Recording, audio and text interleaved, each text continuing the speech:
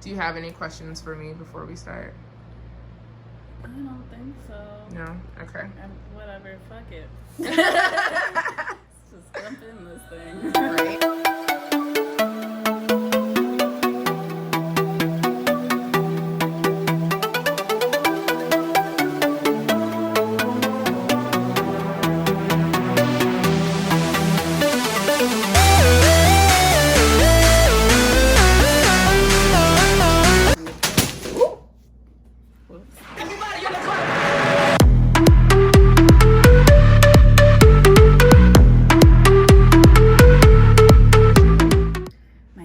Alejandra. Most people know me as Genie or Ale. Okay. Genie's my DJ name. So would you like to be addressed as Genie or Alejandra? I don't know. You can call me Ale. Everybody calls me Ale. Okay, Ale. Yeah. Okay. So how old are you? I'm 26 years old. Okay. So who are you on a soul level? On a soul level, an observer. I think I'm an observer. Someone that tries to practice everything that I do a lot. Yeah, I don't know, a creator. Someone just existing and trying to just go my own path. Okay. Yeah. So is there anything that's happened in the past or anything that's going on right now that has kind of like built you up to be the person that you are right now, that has made you this observer? I think I've always been an observer. I grew up drawing a lot, and I was kind of a quiet kid, and I liked to read and just kind of do my own thing, which is pretty different than how people perceive me now, I think. And so I was always just kind of like observing things, just quietly watching, and that was like the best way for me to learn. Mm-hmm. And I don't know, now I observe in a different way. And I think being in Baltimore, originally I'm from South Florida, moving to Baltimore 2011 or 2012, really like flipped my world and changed my perspective on things. And I got introduced to nightlife here and the party scene here, and started DJing here, and kind of I live in this like really social world, and at first it was maybe a little bit overwhelming, but I kind of thrive in it now. And I'm still in some ways that quiet girl, but I kind of love being in the excitement. What is like the biggest difference between South Florida and Baltimore? I think, there's so many differences. I can't even tell you what the biggest difference is. There are so many differences. I will say that I think the people here in Baltimore are just more politically aware, more conscious of what's going on around them, more community oriented, which I love. Like the creative scene here in Baltimore, everybody kind of knows everyone, everybody kind of helps everyone, and there's a bit more access here. And I don't know, I think people are just they're so intelligent here. In Florida, of course, you have that as well to some degree, but South Florida's different. There's also kind of this blanket of materialism that sort of covers everything. And are you like near Miami? Is that? Oh yeah. Okay. I went to school in Miami. Okay. I lived in Broward County. Went to school in Miami. Okay. And yeah, I don't know. I think people can sometimes be shallow, or I find more people being like shallow, more interested in who you know and not like what you can do. And I think I engage with people in a more interesting way here. I'm more stimulated here by the conversations that I have with people. But I mean, there's beautiful things about South Florida too. Like, I don't want to sound like I don't rep South Florida. I definitely do. But there are reasons why I left. But I'll say that's probably the biggest difference. And I think in general, like the South versus, even though Miami's not really like the South, but like just Southern states in general versus like the Northeastern states, I think there's just kind of a different level of awareness, in my opinion. Did you DJ down there? I did not, no. Okay. Not so at you all. just started that here? I started that here. Okay. I did go to like raves and parties and things when I was down there, and music was a huge part of just my upbringing and my world and how I view things, but I did not start DJing down there. And what is your ethnicity for people who are curious? Yeah, my parents are Dominican. Okay. Both of them from the Dominican Republic. That's awesome. Yeah. Have you been there? I have, many times. Okay. Yeah. That's good. Beautiful, beautiful place. Everyone should go. I really want to go. Yeah. You should go there. My mom's been. I've never been. Okay. So I'm going to give you 3 categories, and I want you to tell me what means the most to you and what means the least to you, and you're going to, like, work your way down and, like, say why.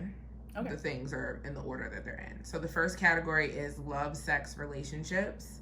The next category is society, culture, politics. And then the third is spirituality and or religion, because that doesn't go hand in hand for everyone. So for you, what takes the front seat? Spirituality first. Okay. So what is your, like your beliefs? Look, are you religious at all, or are you just spiritual? I am not religious at okay. all. I practice yoga, and to me, that's my spiritual practice.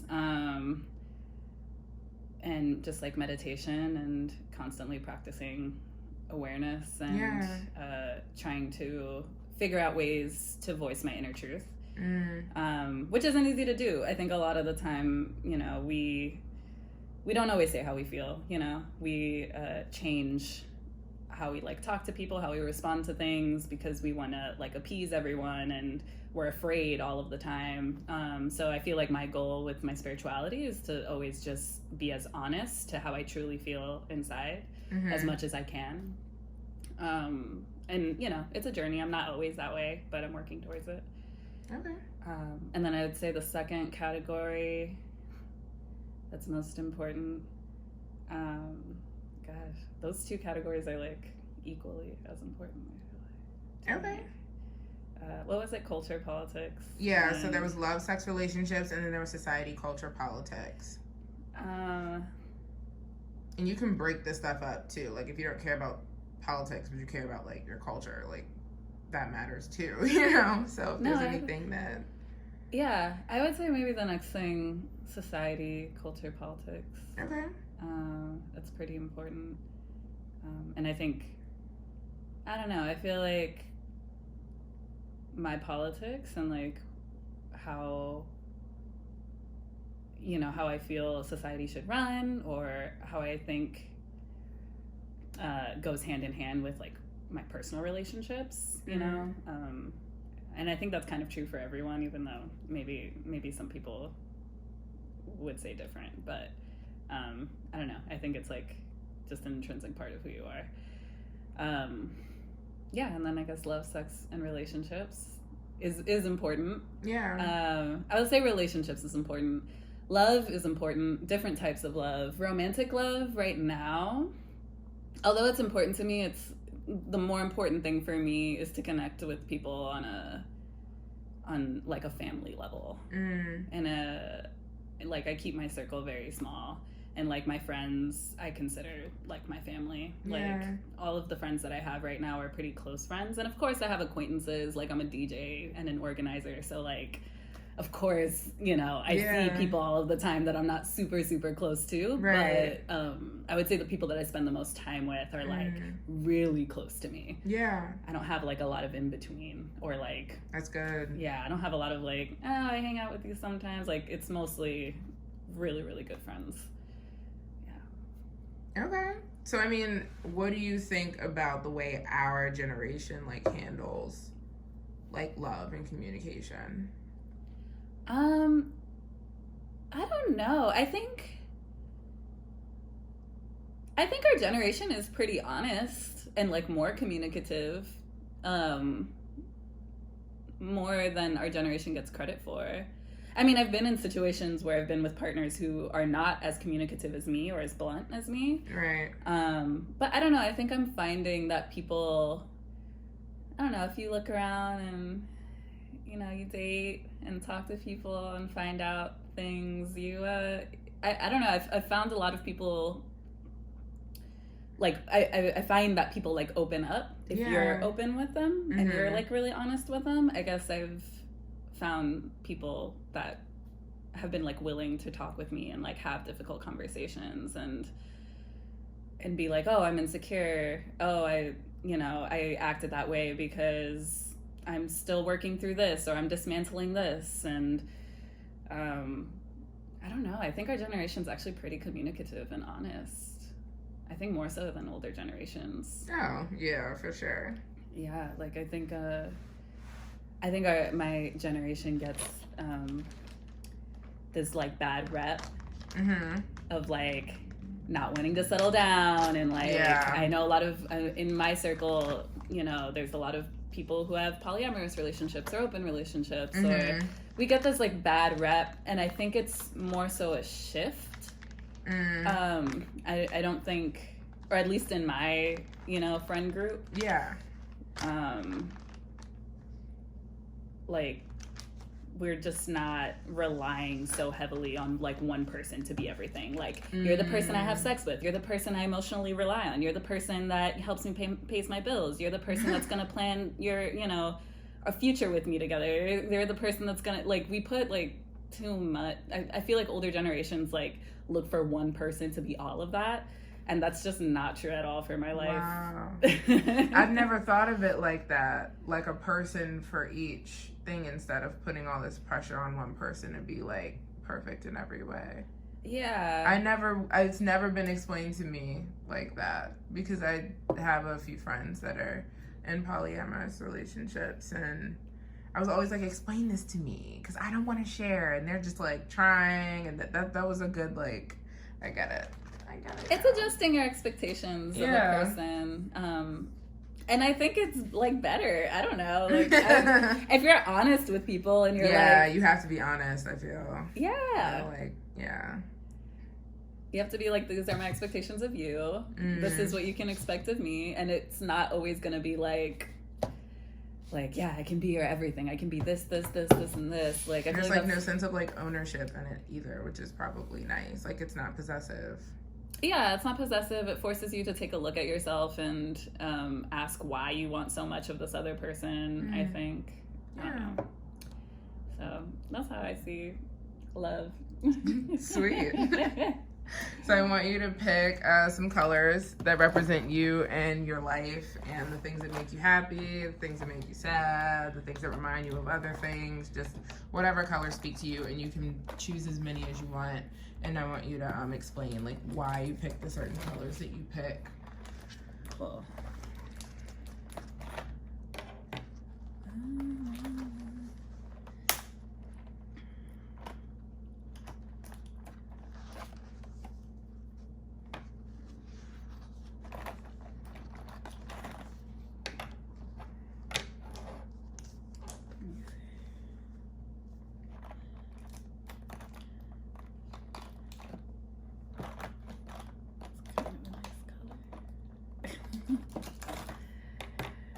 Okay, pick my colors. Okay, sweet. These colors. So what colors did you choose?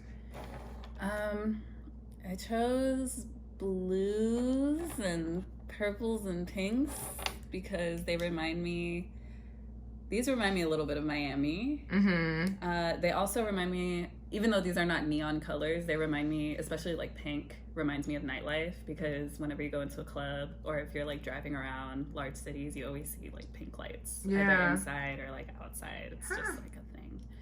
And I love that. It's just like my adrenaline like starts going up when I see that color, like a bright pink or like a weird pink lighting. And then I also picked some neutral colors because they make me feel just kind of safe and grounded, like just like beige and brown just make me feel good. I love that. And they go with your shirt. Yeah, they do. And you. What makes you the most upset? What makes me the most upset? What makes me the most upset? Narrow-mindedness, like rigidness. Like when somebody's just like, I mean, we all have a little bit of rigidity within us, but I don't know, that really like grinds my gears a little bit. Like I just don't like when people when other perspectives are offered to them and they don't even say like, oh, let me go process and think about it, or let me maybe try to reevaluate my perspective for like a second, even if I disagree with this. Like, I don't like when people are so, you know, closed-minded. I like when people are a little bit open to like seeing somebody else's perspective, or just being a little more open-minded. Okay. Yeah, that like gets me kind of upset. I'll just be angry if somebody just doesn't want to budge and like, doesn't even want to like open the debate. I don't like that. Do you have any like small pet peeves? Small pet peeves? When people like email me or message me, but they don't like have anything to say. They're just like, or like they're like a stranger or something, and they're just like, hi.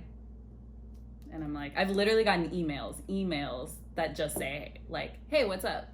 And like from people I don't know, and I'm just like, hey, what's up? What? Like, do you like, want to, like, you want to meet up? You're trying to propose something? You want to collaborate? Like, what's up?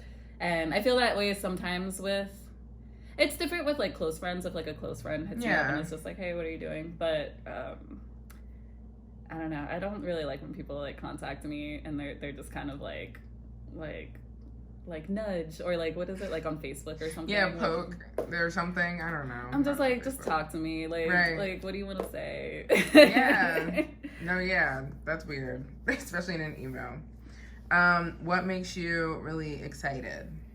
What gets me excited? Hiking. Nature gets me excited. Do you hike around here in the city? Like, is there other places outside of or in Baltimore that are hike worthy? Yeah, there's definitely places. There's North Point State Park is a really good place. There's Patapsco. I've been to Patapsco. I'm like blanking on the names right now. It's okay. You can just send them to me later. There are other places to hike around here for sure. Not like right in the city, but even in the city, like, I don't know, I'll just go to Druid Hill, which isn't really so much of a hike, but it's so nice to it's like hilly. Yeah, it's like hilly, and you can be around trees, and that's really nice. I love that. Okay. Anything else that really excites you other than hiking? Sorry to cut you off. No, you're good. What else really excites me? An opportunity to dress up. That excites me. Yes.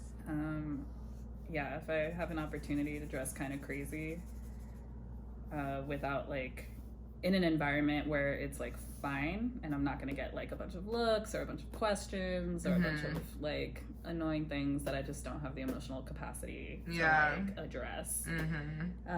If I just want to like exist, then maybe like dress a little crazy or whatever. Like, I love an opportunity to do that. Always like festivals, raves, events that just call for it. Some like nighttime events that call for it. Yeah, I love that. Halloween is oh like, my god, yes, favorite. Like, October is my favorite month. Me too. Yeah, me too. Okay. What are you most afraid of? What am I most afraid of? Not reaching my potential. That probably sounds trite, but no. I mean, I think everybody can relate to that. Not reaching my potential. Yeah, I feel like that's one of my big fears is, I feel like I'm pretty ambitious, and I'm always like, oh, I have goals, I have a dream, I want to work towards this, and I feel like for a good part of my life, people have been like halfway supportive of it, meaning they're like, yeah, do this, but have another plan, or like, I mean, a lot of people experience that. Or just like, oh, are you still doing that? Like, is that gonna work out? And I've always been like, yeah, it is. I'm just gonna do this because I'm already here. Right. But once in a while, I get like that little voice of doubt in my head. Yeah. And then I'm just like, that's my biggest fear is, you know, being so headstrong about, I don't know, like working to be like a full-time creative one day. Oh yeah. And, you know, I want to make, the party that I throw, like the brand that I have with my creative partner, Perry, I want to make that a business one day, and I want to do all of these things, and, you know, they're ambitious plans. But yeah, that's my greatest fear, is like having all of these plans and then just like I don't know, all of this work maybe being for nothing. Yeah. I don't really feel like it's gonna be for nothing. Like, I don't actually like doubt myself that much. I think it's just like once in a while somebody will like say something or do something, and of course, you know, you absorb it. Yeah. And then you're like second guessing yourself. Yeah. Yeah.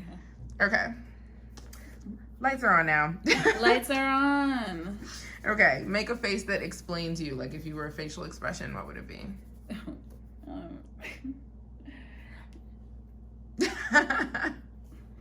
What does that mean? Is that just like really fun and free? And... Yeah, it's like, let's just have fun. Let's go like have a good time. Let's go like go on an adventure. Let's go do it. Let's just like be kids. I love it.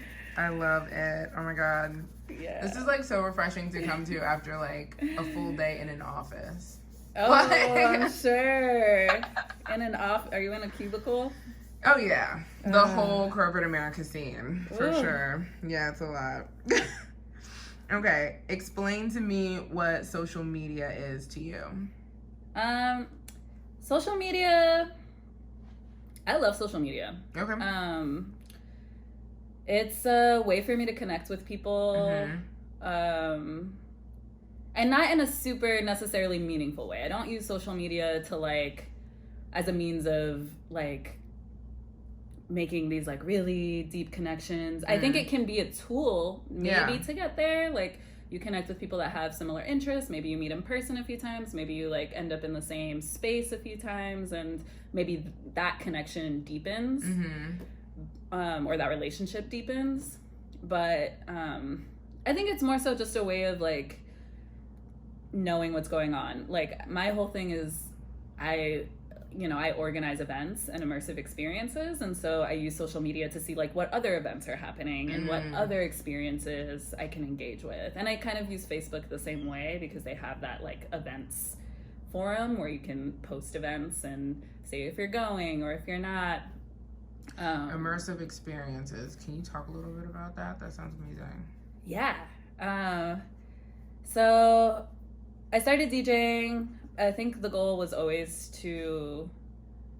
before I was DJing, I was painting, I was drawing, I was a visual artist. I even did a little bit of video. And I just like wasn't into it at one point. It just like wasn't impactful and it wasn't doing anything for me. And then when I started DJing, that's why I started DJing, because it was something that was more interactive and it was like directly affecting people. And sound is such an immersive, not to use that word so many times, I'm probably going to say it a lot. It's okay. Sound is such an immersive, like, thing. You know what I mean? Like, you can fill an empty room with sound. Yep. And like create a complete atmosphere just with a tone, just with like a sustained noise. You can, make an atmosphere. And I was really into that. Yeah. It was just like directly impactful. And so I wanted to throw my own parties, but I didn't just want to throw my own parties. I wanted to do like installations, sound installations. I wanted to like think about the space. I wanted to think about like going back to like, I love dressing up. Maybe it's something has a theme and people can That's so awesome. Sort of express themselves in that space in a certain way. So I don't know. I could say like, yeah, I throw parties, but I think for me it goes a step beyond that. Like me and Perry, we throw Levity, and like what we're trying to do with that is like think about like we have like a story for it, and like I create the flyers for it, and or some of the flyers. I haven't done all of the flyers. Some of the flyers for it. We do we have sculptural elements in the space, and like I want to do other things too. I want to do stuff beyond just mixing music. I want to do like sound in a space, but think about the lighting, but think about, I don't know, I'm thinking about a space like in a 360 way. So right now it's like within parties, but I'm eventually trying to like expand beyond just like a party. Into like art. Yeah. That's amazing. Yeah. Let me know when you do that, because I would love to come and support you. Yeah. That sounds amazing. I'm working on it. Do you have a 5-year plan? Like, are you one of those people that needs to, I don't know, plan everything out long term, or do you feel like you're kind of one of those people that can live in the moment? No, I have to plan. Same. I definitely have a plan. I don't know if it's like a super detailed plan, because I think you have to leave a little bit of space to sort of take opportunities as they come and like readjust. But I have like a loose plan ahead of me for the years to come, for sure. So in a perfect world in 5 years, where will you be? What will you be doing? What does your life look like? Let's put this into the universe. In 5 years. In 5 years, I will have already toured a bit. I don't know. I'll be settled somewhere. That's like one thing that's up in the air, is like where I want to settle. I'm not sure if I want to settle in Baltimore. In 5 years, I want Levity to be a business. I want to be booking shows regularly as a DJ outside of that. But I want Levity to be something that I'm working on continuously, like continuously working on events, like just doing events after events after event after event, and creating all kinds of events, creating parties, but also creating, like what I was saying before, maybe things that are, you know, less high energy and less music oriented and dance oriented. And yeah, through that business, I'd be like collaborating with other artists. It's like set design, you know? It's like, here's the space. So cool. Yeah. Like, that's like the best way I can describe it. Okay. Like set design, but then like you're also incorporating other elements like sound. And it's like a production for people to like come in and their senses are stimulated. That's so awesome. So make sure you add scent in there too. That'd be really cool. Scent, yeah, everything. That'd be so cool. But yeah, ideally Levity will be just like running. I don't know if I need to have like an office space or anything. It would be cool to have a studio. And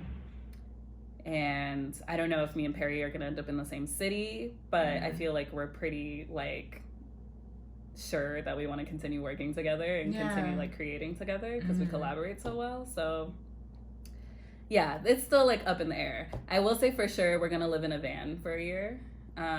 That's probably not in 5 years. That's probably gonna be like before.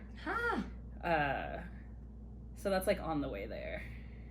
That's pretty bold. Yeah, I think we want to be like transient and be able to travel, and that way, you know, she could do her individual art practice and I can do mine. I can. So do you just like Airbnb once in a while, or like how does living in a van work? We would be able to sleep in our van. Okay. It would have a kitchen and a bed. It's like huge. Yeah, like a bigger van. Okay. It would just be kind of like being on a year-long tour, kind of. Like, that's so cool. Like be able to just like travel all of the US. If we wanted to stay in a place a little longer, we could, but that way I could like book shows wherever and kind of just like just go. Yeah, and just like go and travel, and then maybe we could take Levity on the road. Like we find a city that gives us a space, and then we could, you know, gather resources from that city to like make an event, and then we can move on to the next city, and like, you know, and in between our collaborative work, again, doing our own individual practices as well, because I could book DJ gigs between that. That's so awesome. Yeah, so that's definitely like in the 5-year so plan. Fun. What is the most challenging thing you've gone through? Most challenging thing? I can say like one of the more recent challenges that I had was getting over my paranoia. I got carjacked and robbed, which, you know, we're in the city, it happens. And they were just like kids. But I got like held up with like a gun to my ribs and stuff, and it was like a crazy like When did this happen? This happened like, I don't know, like in the summer, like. Was it in July? Like near your house? Oh yeah, it was like right here. Oh my god. Yeah, it was like, yeah, it was definitely near my house. Like I was coming home, and just like parked my car. But oh my god. It took me like a little while. That was difficult for me to like get over my paranoia. That was a bit difficult for me. Trying to think. There have been breakups in the past that were really hard for me. There was like one in particular that was actually like in retrospect was like amazing for me, but it was just like a very big like life transition. Like I just like changed like as a person through that. And I think I definitely became more independent and just more about myself and like learning about like what a healthy relationship looks like. So that was a while ago. That was like some years ago. But I think that was like a really important and difficult. That was the first time I've ever like I don't experience like chronic depression or anything like that. That was probably the first time I had experienced depression. Like not being able to sleep, not losing my appetite, like losing a bunch of weight, you know, just like not really finding things interesting or fun anymore. That was the first time I had experienced. There were some other things going on too. It wasn't just that. I was like really unhappy with my job. I was really unhappy. I was just really stressed out with like other things too. But that was pretty difficult. I like hadn't experienced like depression really until that point. And it like changed me for sure, for the better, but it was hard. I wasn't sure that I was gonna get through it. I'm glad you did. Me too. What is the hardest conversation you've ever had? What's happening? Is that a game? No, there's my neighbor plays trumpet. Oh. So you can tell I don't watch sports. I'm like, is that her game? That's pretty dope. But anyway, go ahead. There's gonna be a trumpet for a trumpet for a little bit. It's a sign. But Shout out to Rafi. I had one difficult conversation, or it was just like an emotional argument. I think that's what made it difficult. It wasn't necessarily difficult to express myself. It was just difficult not being understood. It was when I decided to take some time off from school. Me and my sister kind of like broke down a little bit because she had some strong feelings about me taking some time off. Because she's older or younger? Older sister, who I love so dearly. And if you're watching this, Sylvia, I love you so much. This is not a shot at you. But to be honest, it was a difficult conversation because I felt like I wasn't being understood. And I had a lot of pressure from my family. Like, I just wanted to take a semester off, and they were being very, I thought they were being a bit dramatic. And difficult. And I don't know if it has to do with the fact that my brother didn't finish college, or if they were, like, worried about, like, thought you weren't going to go back. And it was just, like, I thought it was kind of unnecessary because I guess I knew I was going to go back and finish up. But I was so done with school. I was like, I'm not getting anything out of this. I'm not building up a good portfolio. I'm not going to get a job that's relevant to this degree out of college because I just, I have not been putting enough effort in while, like, I was not taking advantage of my time there. So, like, to be, like, perfectly honest, so I just, like, had to take a step back and like decide what I was doing with my life. And my sister just like, my sister is a very strong personality, and she gave it to me. She was not happy about it, and we had a conversation where we both ended up in tears. We both ended up really frustrated. So that's one of like the harder conversations because I don't really feel like me and my sister fight like that ever. So I mean, we play fight. We're like sassy to each other, but it was like I don't feel like I ever get like that emotional with her. So it was, or rather emotional towards her. I never get that emotional towards her, and that was a hard one that I can think of right now. I'm sure I've had some other difficult ones. Do you have any weird habits? Do I have weird habits? Yeah, I eat like really weird. Like, I like to just like mix a bunch of flavors, and it's really gross to most people. like I'll just like put like salty with sweet with like chips, and I don't know, like at work I'll eat like a chocolate chip cookie with like these like truffle chips, and most people find it like the combination really gross. And I mean, they have like donuts with chips on them. Right? And at Paper Moon Diner, there are these cheddar bacon pancakes that are delicious. I'll just like eat anything. And honestly, when I'm hungry, like I'll just go in my fridge, and I don't keep a ton of food in my fridge all the time. Sometimes I do, if I feel like cooking that week, but I'm not that person that's like cooking all of the time and always has like lots of food in her fridge. Like, I'm not that girl.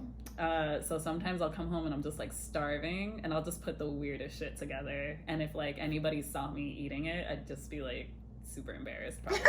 Or they would be grossed out. And I'd just be like, well, this is my life. Thank you so much for doing this. Yeah, you did amazing. You. What did you draw? Show everyone. You filled a whole page. Thanks. What is that even? I'm like zooming in. It's like a body. Oh my god, it's such a body. I love it. Can you sign it? Yeah. This is Ale in the flesh. Everybody in the